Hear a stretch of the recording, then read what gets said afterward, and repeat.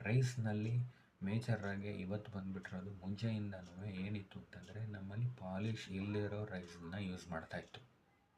ಇವತ್ತಿನ ದಿವಸ double polish, triple polish, ಅದಕ್ಕೆ ಬೇರೆ ಬೇರೆ ಹೆಸರುಗಳನ್ನ ಕೊಟ್ಬಿಟ್ಟಿದ್ದಾರೆ. ಮತ್ತು ರೇಟ್ಸ್ ಸಿಕ್ಕಾಪಟ್ಟೆ ಆ್ಯಸ್ ಪಾಲಿಶ್ ಜಾಸ್ತಿ ಆಗ್ತಾ ಆಗ್ತಾ ಅದರಲ್ಲಿರೋ ಕಂಟೆಂಟು ಹೋಗ್ತಾಯಿದೆ, ಶುಗರು ಬರೋದಕ್ಕೆ ದಾರಿ. ಮತ್ತು ಅದರ ಪ್ರೈಸೂ ಏನು ಅಂತಂದರೆ ಎಷ್ಟು ಅಂತಂದರೆ ₹100 ₹110 ತನಕ ಹೋಗ್ಬಿಟ್ಟಿದೆ.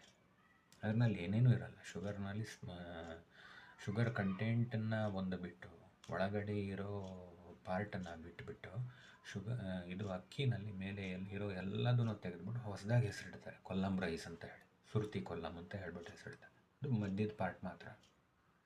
ಅದನ್ನು ಹೆಂಗೆ ಇದು ಮಾಡಿದ್ದಾರೆ ಅಂತಂದರೆ, ಅದನ್ನು ಜಾಸ್ತಿ ರೈಸ್ ತೊಗೊಳ್ತಾ ಶುಗರ್ ಇನ್ನೂ ಬೇಗ ಬ್ಲಡ್ಗೆ ಫ್ಲೋ ಆಗುವಂಥದ್ದು ಆಗ್ತಾಯಿದೆ. ಅದರ ಬದಲಾಗಿ ಒಂದೇ ಒಂದು ಈ